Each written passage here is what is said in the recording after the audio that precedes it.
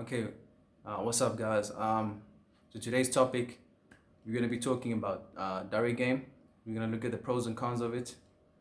And first of all, let's just start by defining what direct game is. I know people have their own interpretations of it. For instance, I know the pickup community, they define being direct as actually going up to the girl, and, complimenting her. So, uh, let's say you go up to the girl and you tell her she's attractive, she's pretty, or whatever else.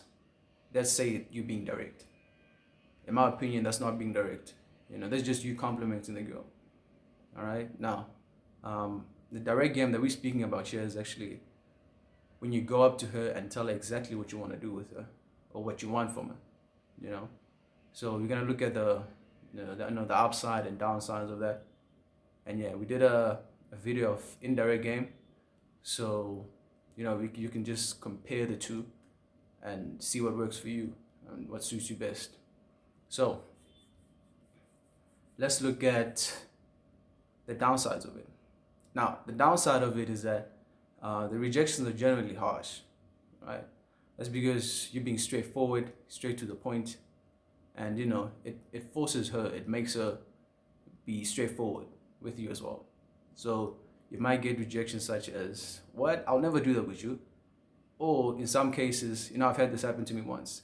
So I was super direct with this girl, and I got to it. I'm like, "So which one is it? What do you want to do?"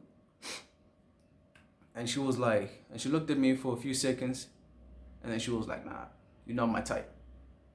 So that's a bit harsh. It's quite hard to take in, but it's something you have to deal with when executing direct game. You know, I mean, guys, like when we're out there running our game, it's rejection is part of the game. You know, so it's something you should get used to. So don't be phased about that. Another downside of it is that it's generally more difficult to execute compared to indirect game, right? Like that's because you're going against the norm. You're going against the rules of society. Society has set up rules for us that there's a specific way you approach a girl, there's a specific way you talk to her, there's certain things you do in order to actually sleep with her, So that's set out. So going against that is quite difficult to execute. That's why most guys actually do indirect game because it's convenient. It's what society promotes and it's easier. So yeah, it's a downside of it. So another thing is that you get criticized more often.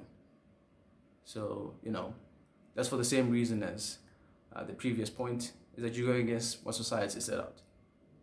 So yeah, if you're one of those guys who's sensitive like that, and you can't take uh, harsh rejections, you can't take criticisms. Yeah, like I don't promote direct game for you. I think it's best to stick to indirect game. That's better. That's it's not as risky. You know. So now let's look at the positive side of it, right? Like just so you guys know, I prefer direct game because in my opinion, the upsides actually outweigh the downsides of it. But it's still it's still risky compared to uh, indirect game. Anyway, let's look at the upside of it, the positive side. Now, the positive side of it is that you don't get played, right? You don't get played because you're straight to the point, you're straightforward. There's no way she can play you. So for instance, if I go to a girl and I tell her, "Hey, we can go on the date, but afterwards we're going back to my place and we're gonna hook up. We're gonna fuck all night, and however you want to say it, just let her know that sex is happening tonight." There's no way she can actually misinterpret that. There's no way she can later turn around and be like, "No, I thought you just wanted to just talk. I thought you just wanted to just go out and have some drinks." Because girls do that. Some do. So, like you don't get played when you direct like that. There's no way she can misinterpret that. So that's a positive side of it. Another thing is that it saves you time and energy. And in some cases, if you're the type of guy who likes to spend money on girls, it saves you money. Because I made a video about attraction, about this thing of actually going on dates. You can look at that, because ultimately everything is based on attraction, right? So it saves you time and energy, and even money in some cases, in the sense that, like you being straightforward kind of kills the idea of actually beating around the bush. So leaving things, leaving things vague. And what happens is, so for instance, let's say you ask her out on a date, right? And that girl is generally not interested in you. So what she will do, she will lead you along, right? She'll lead you along. You probably want to you will probably be texting her, trying to check if you can book a date for this day and all of that. You're trying to make things happen with her, whereas she's not interested. So if you go up to her and actually tell her like, hey, I want to do this, are you down with this or not? And she tells you either yes or no. It saves you time, energy, and money in some cases. So in terms of money, let's say this girl is not interested in you, but you decide to take her on a date anyway. She's just gonna use you for, just gonna use you for the free drinks, for the free meals, whatever. Let's say like to, I don't get guys who just, I guess if you're balling like that, money is not a big problem. But I just don't get guys who take girls out on like a first date. They go on an expensive trip. They buy this girl shoes. They go on they take on a shopping. I don't get that. So if you're being direct, it will actually force her to tell you if she's attracted to you or not. If not, you risk wasting your time. You risk wasting your energy. You risk wasting your money. So yeah, that's another positive side of it. Now, another thing is that, as I've mentioned, I think I mentioned in the previous video, is that it helps you get laid quickly and easily.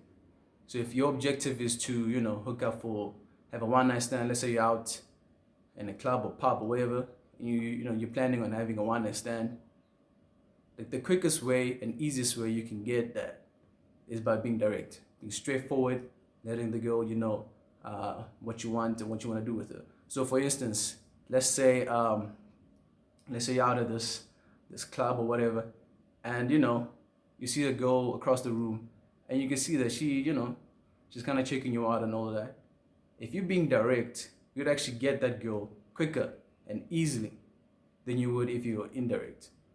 So in that situation, you go up to her and tell her, hey, listen, I know you find me attractive, and I find you attractive too, so tell me, do you want to do this at my place or your place?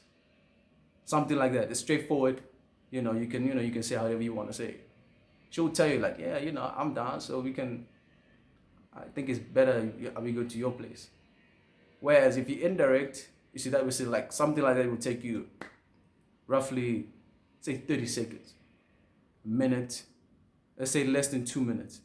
Whereas if you're indirect, here's what's gonna happen. You spend 20 minutes, 30 minutes, 40 minutes chit-chatting with this girl, trying to feel her out, trying to make her laugh, trying to make it comfortable with you, only to find out after an hour that she actually was interested in you in the first place.